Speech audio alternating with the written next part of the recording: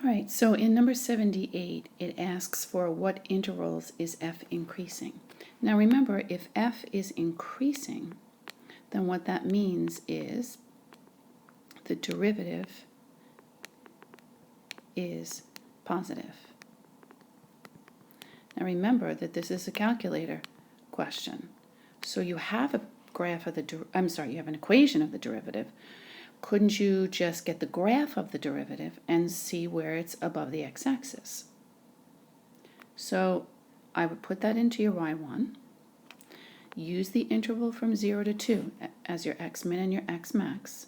And you're going to get a picture that looks something like this. Okay, and again, this is f prime. So right here, this value right here is at x equals 1. And this value right here is at x equals 1.6906. So when they ask what intervals is the function increasing, that's where the derivative is positive. And the derivative is positive from 1 all the way to 1.6906. So the answer is choice B. The answer is choice, the answer is choice A. And we saw one of these kinds of questions on the last AP, part 1. So what they're doing is they're telling you that the integral, in other words, the area under the curve from -5 to 2 is -17. So what I did the last time was I went like this, and then I showed you and I said, well, so then the area under the curve from -5 to 2, they're telling you is -17. Okay, so basically what that means is that I would have a curve and it would drop down below the x-axis because I have negative area, all right, and the area being -17. Now, then next they're telling you that the area from 2 to 5 is -4. Okay, and I know I'm, out of scale here, but it doesn't matter. Okay, so then from 2 to 5, the area under the curve is -4. So again, we're dropping below the x-axis because it's negative. And then if you read the question, it asks essentially what's the area under the curve from -5 to +5. Well, that's from -5 all the way to +5. So wouldn't that be a -17 and another -4? So the answer then would be -21. The answer is choice C. So what I did was I just took the graph of the derivative. I put it in my y1 because this is a calculator question. And I got a picture that looked like this. So that's the graph of the derivative. Now they're asking for points of inflection, so I know if I want points of inflection, so if I was doing a second derivative sign chart, I would look for increasing, decreasing here. So I see that I'm increasing, then decreasing, then increasing, then decreasing again. Okay, so then again, increasing, decreasing, increasing, decreasing. And they're asking for points of inflection. So points of inflection are where the second derivative changes sign. So we change sign here. That's 1, 2, 3. The answer is choice E. So they tell you that G is the antiderivative for F. So that means what I did was I said G is the antiderivative for F. That's how I wrote that. Okay, now next they gave me G of 2. Now what that means is I'm going to integrate. I'll start at 0, most of the time that's what we do, and we go to 2. That's what G of 2 means. Of f of x dx, and they're telling you that that equals -7. Okay, so then I'm just going to put down here, they're asking for G of 4, right? So then G of 4 likewise would mean the integral from 0 to 4, wouldn't it? Of f of x dx, because if the integral from 0 to 2 hold on, let me write this. I can't do two things at once. If g of 2 means the integral from 0 to 2, then g of 4 would be the integral from 0 to 4, right? Okay, well, you know whenever you have an integral that you can break this integral up into smaller parts. So watch what I'm going to do. So I'm going to take that and I'm going to say, well, isn't that the same as the integral from 0 to 2 of f of x dx plus the integral from 2 to 4 of f of x dx, right? That makes sense, doesn't it? And we know what this is.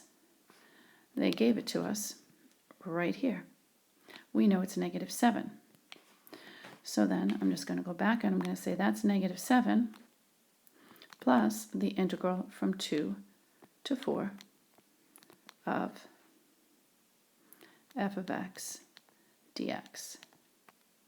And then do you see that your answer would be choice E? All right, the answer is choice B. This is a super easy question if you remember how to do it in your calculator, and that's the big thing.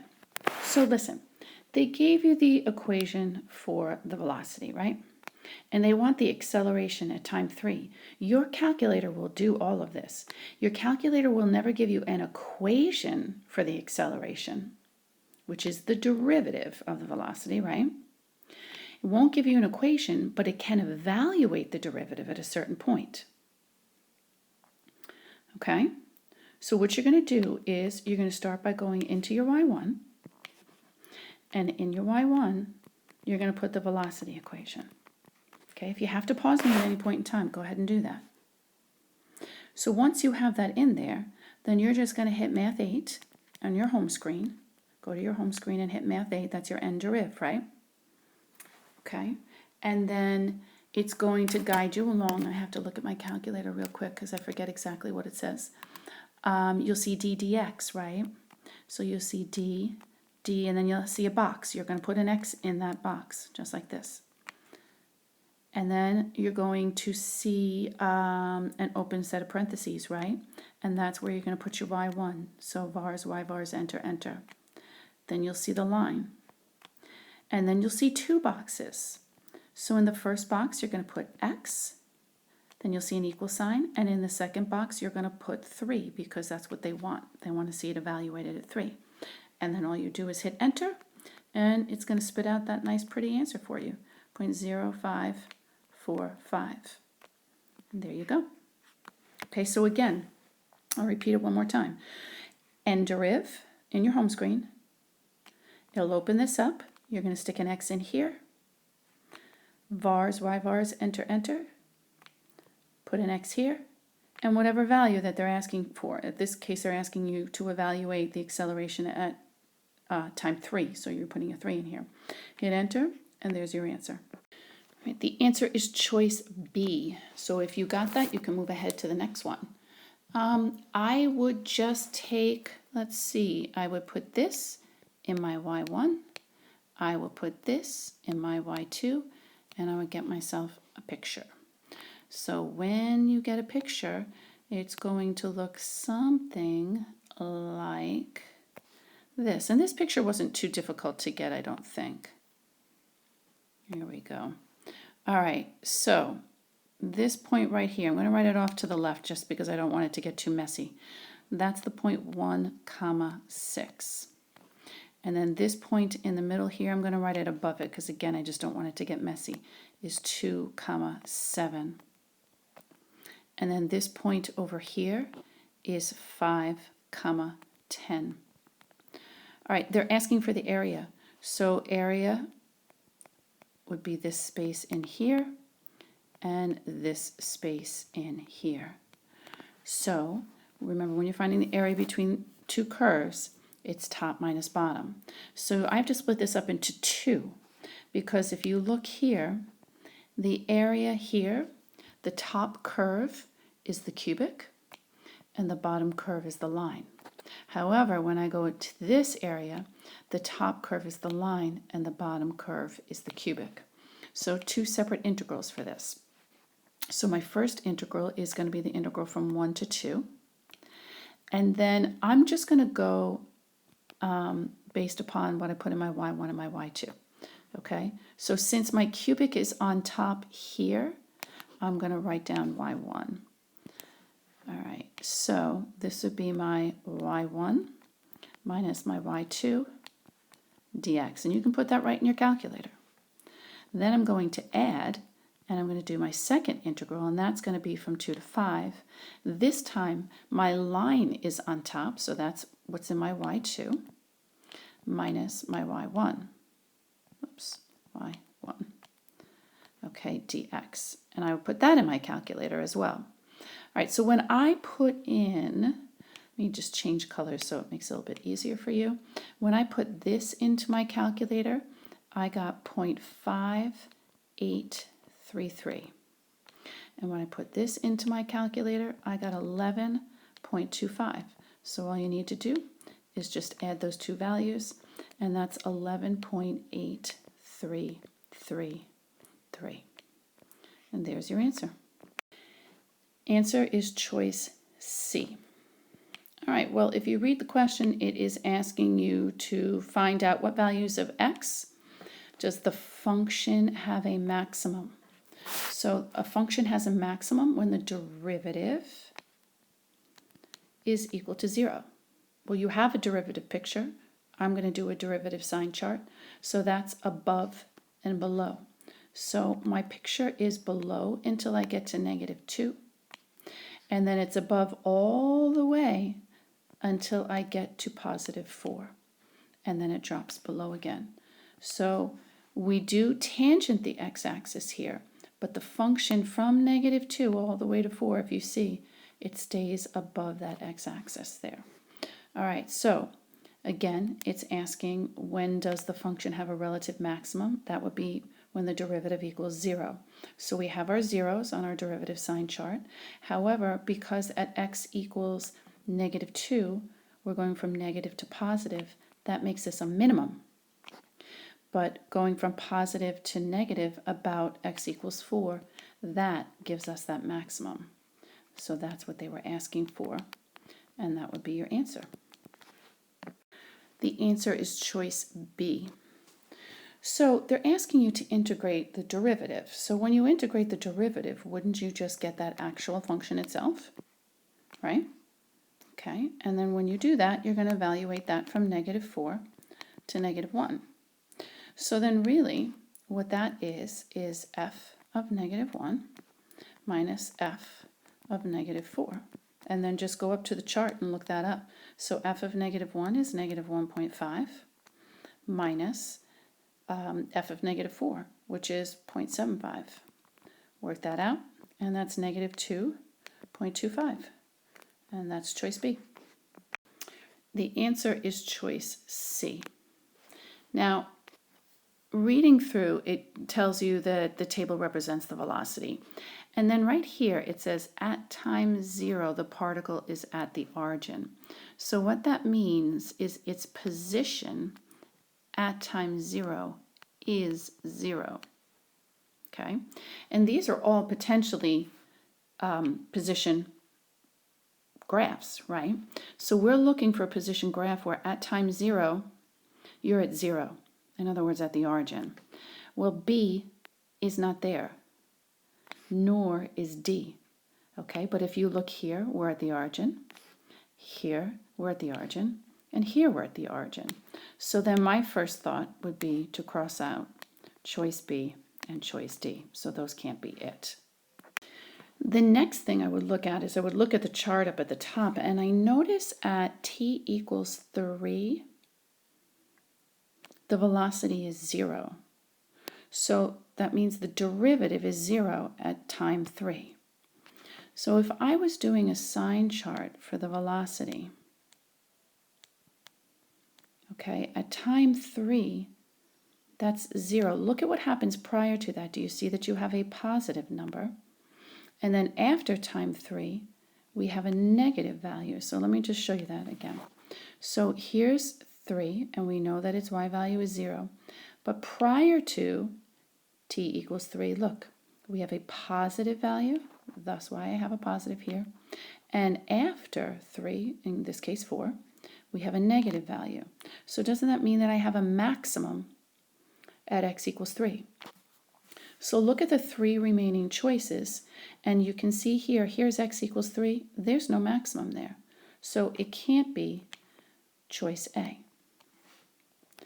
And then let's go to choice E, right? So here's 1, 2, 3. That has a maximum. And C, 1, 2, 3. That has a maximum. So now we're down to C and E. So then the last thing that I would look at is if I look at like t equals 1 and t equals 2, do you see that their y values are positive?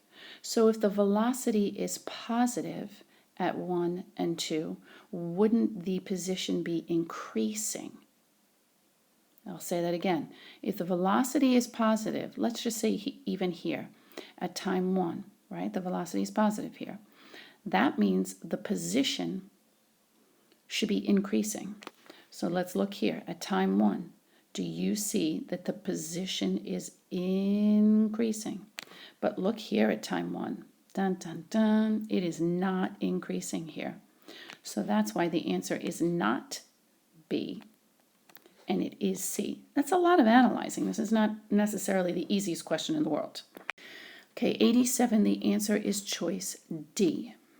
Now, this one we did in an earlier AP exam, not too long ago, and I want to talk about this. Remember we talked about, or I talked about with you, the little kid that you're running a race with, the 4-year-old, and you have to give him a head start? What I just boxed off, that's the head start. So that kid is not starting at the starting line. He's starting at 2, okay? So when it asks, or when it gives you the velocity equation, and then it wants to know what the position of the object is at time 3, my first thought would be, okay, well, wait a minute. If I have velocity, I would integrate, and they said at time 3, so I know that would go from 0 to 3, right? And I would integrate the v of t equation, which is correct, by the way. So when I do that, and you can put that in your calculator, I get 4.5115, right? So maybe some of you said that the answer was choice C, but you can't forget that we have that little kid who had the head start. So basically what this is saying is at time 0, you're not starting on the starting line. You're starting 2 ahead. So that means your answer that you have here, you should add 2 to it. And that's how we're getting that 6.5115, which rounds to 6.512. Okay? So just don't forget that this is the head start, and we always add that on. The answer is choice C. All right, so they give you that the radius of the sphere is decreasing at a rate of 2 centimeters per second. So that's my dr dt. And because it is decreasing, don't forget to write -2. And then they said at the instant when the radius is 3, what is the rate of change of the sphere? I'm sorry, of the rate of change of the surface area of the sphere. So I'm going to write ds dt. And that's what we're looking for, right? And then they give you the formula, so we know that s equals 4 pi r squared. But if we are looking for the rate of change, we have to take derivative. So that's ds dt equals 8 pi r dr dt. All right, so we're looking for ds dt. We have 8 pi. They told us that the radius is 3 and that dr dt is -2. So we just work that out, and that's -48 pi, and that's your ds dt. Okay? And because it is rate of change, now I know that this is multiple choice, but it is a rate of change of the area. That would be centimeters squared, because area is always a square unit per second. Okay, so if this was an open-ended question, you want to make sure that you have those units. The answer is choice E. All right, so let's read the first line. It says the function f is continuous from -2 to 2, and f of -2 equals f of +2, which equals 0. So what that means is I've got this point here and I've got this point here. Okay, and it's continuous in between. So no breaks, no holes. And it says if there is no C from -2 to 2. Now, by the way, maybe this isn't screaming anything to you, but this is mean value theorem. Specifically something that we call Rolle's theorem, which I discussed with you very briefly, but we can still think of it as mean value theorem. It's just a special case of it. But anyway, so let's go back to that second sentence again. So it says there's no C between -2 and 2. Here we go. For which the derivative equals 0. Well, if the derivative did equal 0, wouldn't that mean that the function would have a maximum or a minimum? Just think about that. If the derivative is equal to 0 at a certain point, okay, a function would have a maximum or a minimum. So let's just look. So if I went like this, I would have a maximum. Okay, let me do this in a different color. I could go like this, and I would have a minimum, right? But there's telling, and by the way, my maximum or my minimum would happen, let's just say, at point C. Okay, so what they're saying here is there isn't a C for where the derivative is equal to 0. So in other words, there is no value of C for where we will have a maximum or a minimum. Well, listen, guys, if that's the case, and there's no maximum or there's no minimum, okay, so then wouldn't that mean between these 2 points, what's my function doing? If there's no maximum, no minimum, the only thing it can be doing is going like this. Correct? Okay, so this would be a picture of the function. That's a horizontal line, right? What are you going to tell me about the derivative? And so do you see now why it's choice E? Because the derivative would not exist. All right, I hope you see that I skipped over number 90. I'm sorry I didn't tell you that, but I'm skipping over number 90. I can't even begin to explain that one on a video. So we can either do it in class, or to be honest with you, I wouldn't worry about it too much. But let's look at number 91. Love number 91, very straightforward. It just tells you to do the average value theorem. Okay, so remember, average value theorem is the integral from a to b of f of x dx over b minus a. That's the average value theorem. Now we're just going to apply it to this question. So they're going from -1 to 3, and we are going to take the average value. So we're going to take the integral of cosine of x over x squared plus x plus 2 dx. You have a fancy little calculator there. Throw that right in there. But don't forget that it's got to be over 3 minus -1, which is really 4, right? So take the integral, throw that in your calculator. You're going to get 0.7318. Divide that by 4, and you will get 0.18295, which is choice C. Okay, this is a different question for sure. The answer is choice B, by the way. Okay, so you have a city, and it's located besides the river. So, or beside the river. No, let me get my little pointer going. So here's the river, right?